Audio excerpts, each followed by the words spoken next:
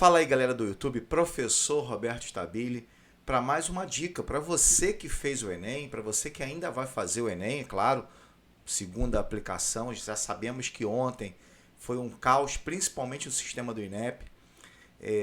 Já posso adiantar para vocês, o aspecto de fazer uma prova digital é muito complexo, não só na confecção das questões, onde nós trabalhamos durante 2 anos para fazer isso tudo, mas também de você colocar o sistema para rodar, principalmente em determinadas áreas. Então, ficou extremamente complicado e muitos não fizeram a prova, vão fazer a segunda aplicação lá no final de fevereiro. Bom, hoje nós vamos falar um pouquinho de TRE, vamos falar de mínimas e máximas. Você vai entender mais ou menos como é que a sua nota pode ficar.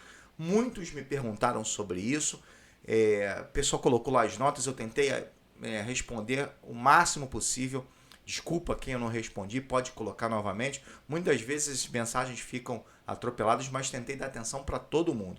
Até pedi que muitos fossem ao meu Instagram. Se vocês quiserem, vá ao meu Instagram, que fica muito mais fácil, porque eu respondo no áudio, então fica até mais, como eu posso falar assim, mais rápido, né?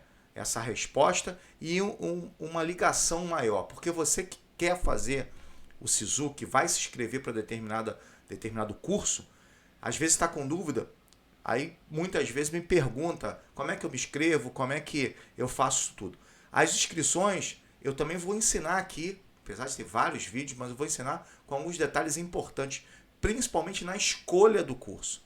E, claro, na semana do SISU vamos fazer lives todos os dias com atualização das notas e dicas para vocês que vão fazer o SISU. Mas antes disso, galera, peço novamente que se inscreva no canal, ative o sininho, dê lá o joinha pra gente, faz a gente crescer um pouco mais, galera. Certo? Aquele cliquezinho do inscrito, do se inscrever, é fundamental pra gente ver que o nosso trabalho também tá ajudando vocês. Isso pra mim é tudo, tá? E como eu falei, deixe meu Instagram já à vontade para aqueles que me perguntam. E o pessoal que me perguntou, eu já respondi praticamente todo mundo. Me pergunta lá e eu vou mandando áudio. Mas para isso, claro, a gente quer um pouquinho desse reconhecimento. Então, se inscreva no canal, ative lá o sininho, dê lá o like pra gente, que é gratificante pra caramba. Bom, como eu falei para vocês, hoje nós vamos falar um pouquinho do TRI. E aí, galera, muita gente me pergunta como é que é o TRI, muita gente me pergunta como é que a minha nota vai chegar aqui agora em 2021. Bom, já posso adiantar para vocês o seguinte: tem muita coisa legal que vocês precisam saber e certamente, né, eu fiz um vídeo falando sobre como usar o TRI ao meu favor e certamente muita coisa que vocês nunca ouviram falar, que eu vou, na verdade, falar agora até o final do vídeo, é claro, muitas coisas que vocês nem pensaram que existiam, que a gente lá no INEP faz e faz muito. Inclusive para você que está pensando com notas muito baixas, tem cursos sim que a gente tem notas baixas também. Galera, olha só, a gente está fazendo tudo aqui para vocês chegarem lá no final, né, na hora do SISU e tá com o regulamento embaixo do braço. As pessoas às vezes, elas chegam lá e ficam assim perdidas. Galera, a gente está falando tudo aqui, ó, estados. Hoje nós vamos colocar mais um vídeo sobre a USP, todos os cursos da USP com nota de corte. Vamos colocar amanhã Minas Gerais, tudo sobre Minas Gerais. Na outra semana, na quarta-feira, né? Estou colocando esse vídeo na segunda. No outro dia, nós vamos colocar quais são as menores notas de Minas Gerais. E aí vamos dar mais uma dica do SISU. Vamos colocar os estados. O pessoal está pedindo o sul do Brasil, Nordeste e tal. Vamos colocar todos. Fiquem tranquilos que a gente vai colocar todos. E curso psicologia. Vamos colocar psicologia essa semana também. O pessoal que está querendo. E, mais importante, nós vamos colocar as menores notas de corte de medicina do Brasil. Você que quer fazer medicina, certamente vai ver esse vídeo e vai falar assim: caramba, tenho aqui a minha estratégia montada. Por quê? Porque cada ano eu tenho uma nota diferenciada. A gente baseia uma nota de corte, mas eu estou falando o seguinte: basear uma nota de corte, ela pode vir com um TRI mais elevado ou um TRI mais baixo. E é isso que a gente vai ver agora. Olha só como é que é essa dinâmica. Estão vendo aí? Deixa eu ver aqui. Deixa eu me... Bom, primeira coisa que o TRI, ele vem depois de um processo que a gente está muito acostumado. Certamente vocês na sala de aula de vocês, no colégio, tá? Pegaram a teoria clássica dos testes. É aquela teoria que dizia o seguinte, por exemplo, você coloca 10 questões, vou dar um exemplo, acertei 5, sua nota é 5. O fulano lá acertou 4, a nota dele é 4. O fulano lá acertou 5, só que ele acertou 3 difíceis, não importa, a nota dele é 5. Então o TRI ele vem para tentar estruturar uma nova modalidade em relação a essa dinâmica de pontuação na prova. E isso é fundamental para vocês entenderem. Muita gente fala que o TRI, ele é, como a gente pode dizer, é injusto. Na verdade, ele não é injusto.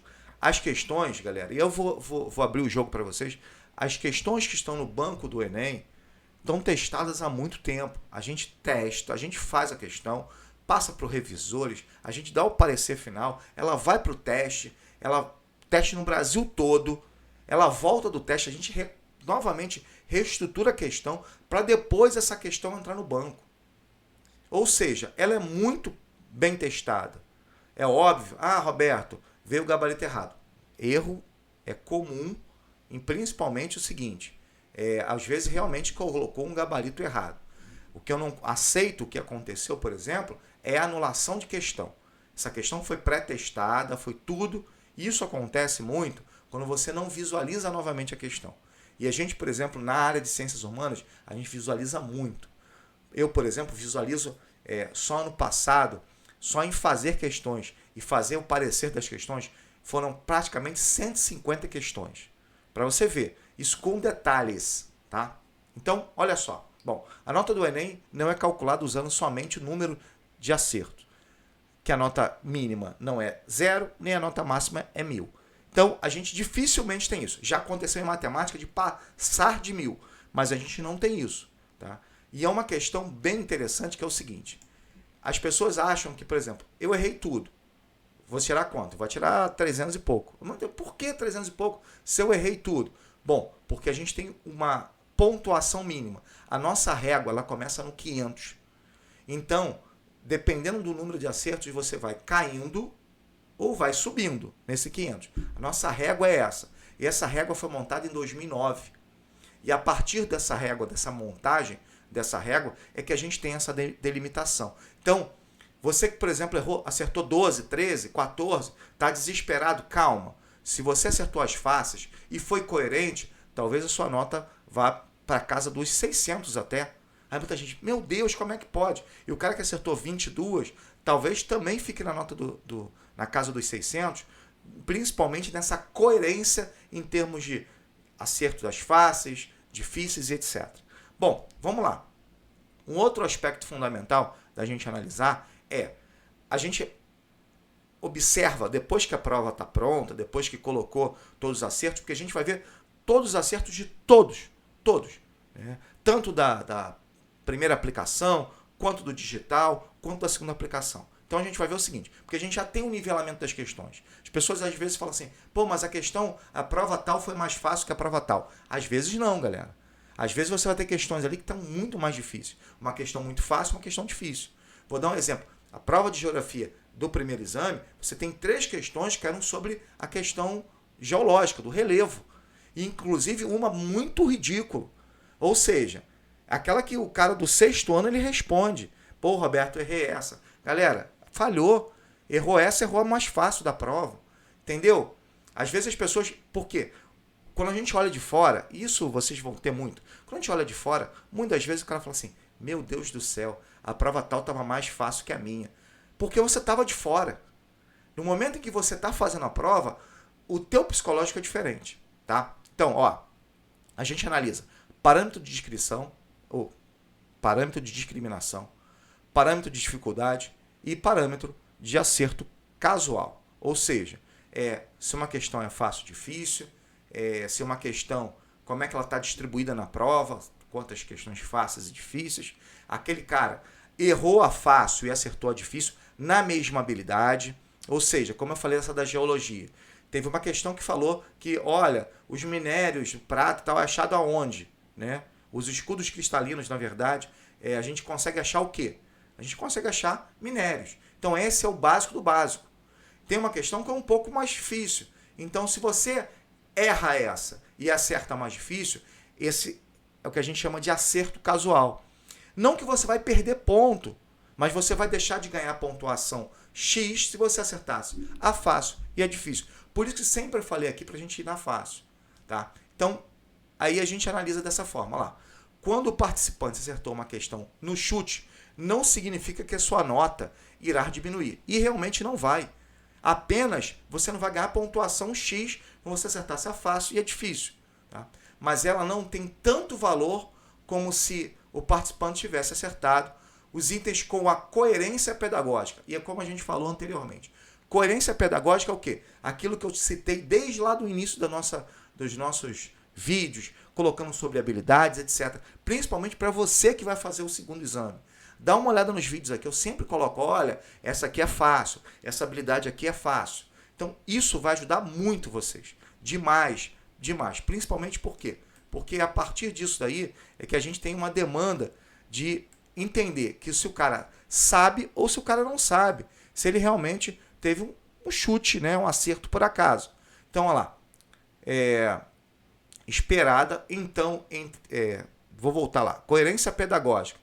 Esperada, então, sempre é melhor responder a questão do que a deixar em branco, pois uma questão certa sempre aumenta a nota. Muita gente fala assim, poxa, Roberto, eu vou deixar uma questão em branco? Não, de maneira nenhuma. Você vai sim fazer a questão, porque você vai ter a chance de acertar. É diferente daquela prova da UNB, que é o certo e errado, que o errado elimina um certo, aí sim. Mas aqui no Enem não. E é óbvio, galera, óbvio.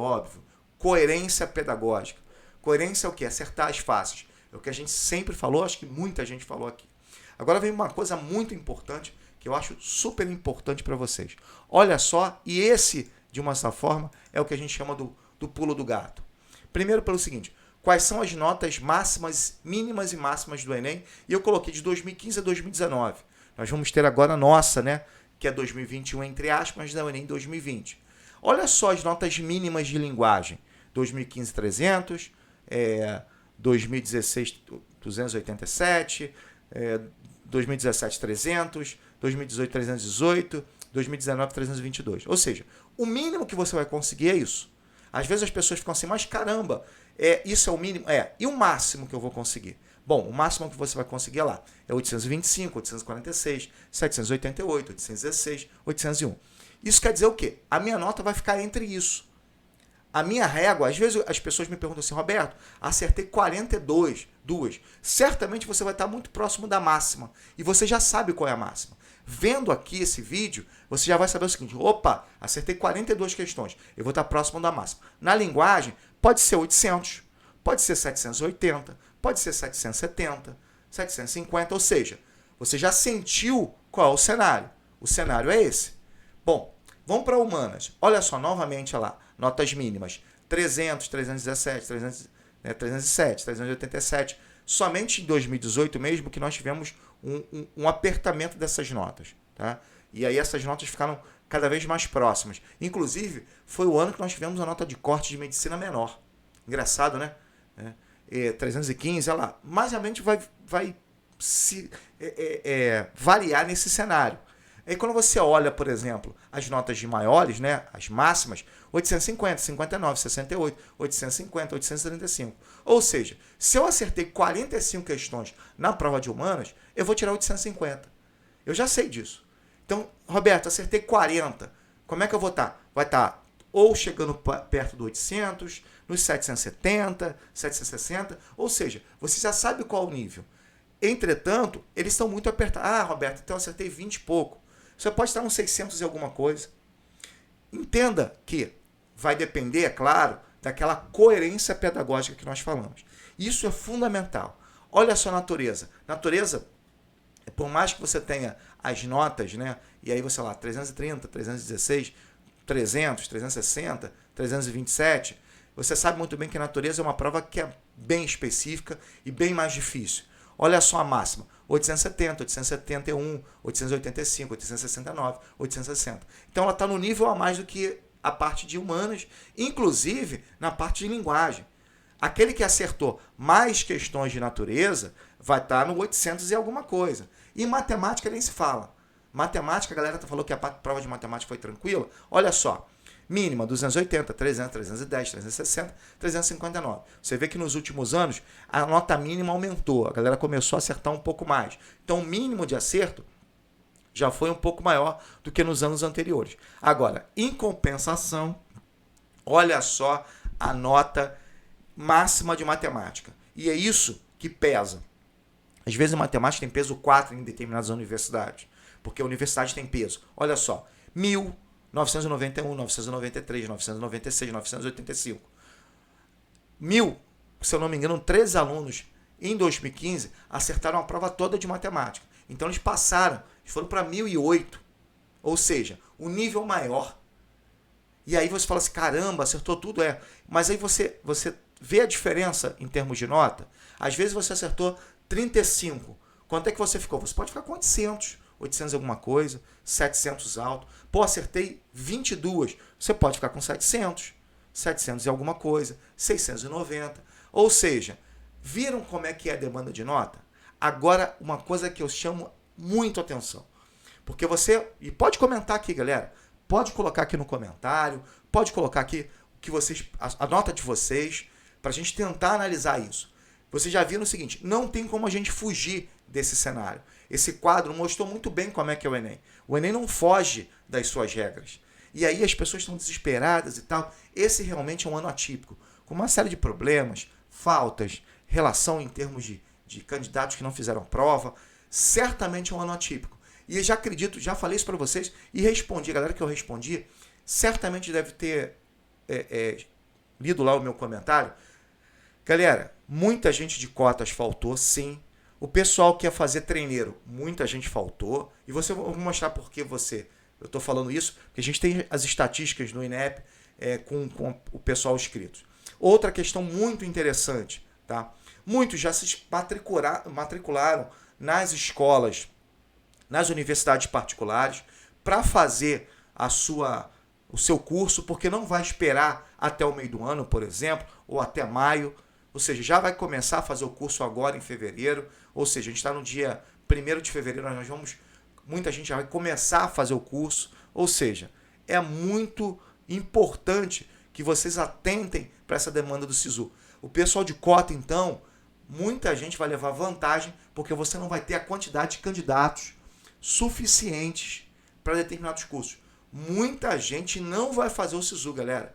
E eu estou falando isso porque eu conheço muitos, a gente fez a estatística, muita gente de cotas não vai fazer. Não fez a prova, é uma situação bem complicada, ou seja, tá bem fácil para aqueles que fizeram a prova, fizeram consciente, estão com cota, certamente. Olha só, eu fiz uma estatística simples, somente para dar um alento para vocês. Primeiro o seguinte, olha só, 2018 eu tive 4.139.000 inscritos. Né? Sabe quantos acessaram o SISU? 1.823.000. Ou seja, menos da metade. Por quê? Muitos fizeram como treineiro, muitos já estavam na faculdade privada, então nem se inscreveram no SISU. 2019, 3.700.000 fizeram a prova. Tá? 1.700.000 se inscreveram no SISU. Como eu falei, treineiros, gente que já fez matrícula, etc. Esse ano a gente tem aproximadamente, e aí a gente está falando aproximadamente, a gente tem um número correto ainda, porque as provas foram fragmentadas. 2.800.000 pessoas. Se a gente for levar em consideração que metade faz a inscrição do SISU, a gente tem mais 1.400.000 pessoas fazendo o SISU. Aproximadamente, tá, galera? Pode ser esse número, pode ser menor. E aí você fala assim, quantas vagas se tem? A gente, no outro vídeo, nós colocamos, poderíamos ter aproximadamente 240.000 vagas.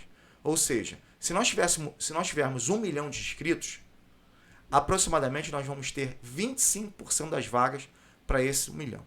Entretanto, levando em consideração, como eu falei, muitos alunos já estão engatilhados em universidades privadas, muitos realmente não vão fazer. Essa é uma demanda que vem se caracterizando muito para o SISU. O SISU vai precisar de muita estratégia. E nós aqui vamos colocar essa estratégia para você. Certamente, você vai se dar muito bem se você acompanhar o nosso canal. Galera, tentei trazer algumas informações importantes para vocês Espero que vocês tenham gostado. Peço que vocês se inscrevam no canal, ative o sininho, dê lá um joinha, compartilhe o nosso vídeo, dê aquele like maneiro, divulgue lá, vá no meu Instagram, vou voltar aqui, você já viu no meu Instagram, Professor Roberto Stabile, pergunta, bota seu comentário aqui no vídeo, certamente eu vou tentar responder a todos, todos mesmo. No Instagram eu respondo a todos, certamente, tá, galera? E qualquer dúvida, qualquer questão sobre o TRI, sobre mínimas e máximas, lembrando, Minas Gerais está chegando aí com um vídeo muito maneiro, notas de corte de medicina, vídeo muito maneiro, notas de corte da USP também, você que quer, muito maneiro, tudo isso para ajudar você na hora do SISU. Galera, um grande abraço, até o nosso próximo vídeo.